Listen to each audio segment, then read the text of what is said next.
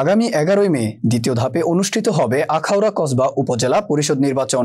ভোটের দিন কেন্দ্রে অস্ত্র নিয়ে যেতে বলেছেন ব্রাহ্মণবাড়িয়ার কসবার বিনাউটি ইউনিয়নের 7 নং ওয়ার্ডের মেম্বার মোহাম্মদ কবির হোসেন।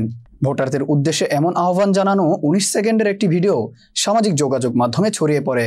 গত 3 মে উপজেলার ব্রাহ্মণগ্রাম এলাকার পশ্চিমপাড়ায় এক নির্বাচনী সভায় তিনি এ বক্তব্য দেন। ভিডিওতে কবির হোসেনকে বলতে শোনা যায়, আমাদের কিন্তু ভোটের দিন প্রত্যেকে যার যার ব্যাগে যার যার অস্ত্র লয়ে মাঠে আসতে হবে। এ সময় তিনি ওই এলাকার কেন্দ্র থেকে উপজেলা পরিষদ চেয়ারম্যান পদে কাপ্পিরিচ প্রতীকের প্রার্থী সাইদুর রহমান স্বপনকে 500 ভোটে জয় করার আহ্বান জানান। পাশাপাশি সাইদুর রহমানের পক্ষে কাজ করার জন্য উপস্থিত সবার প্রতিশ্রুতি আদায় করেন। এই বিষয়ে কবির হোসেন জানান, আমি বেগে বলতে গতি বুঝিয়েছি আর অস্ত্র বলতে ভোটকে বুঝিয়েছি। আসলে গ্রামের ভাষায় আবেগ নিয়ে বলতে গিয়ে বিষয়টা অন্যরকম শোনা গেছে।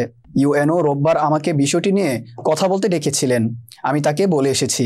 এ সময় প্রার্থী সাইদুর রহমানও উপস্থিত ছিলেন।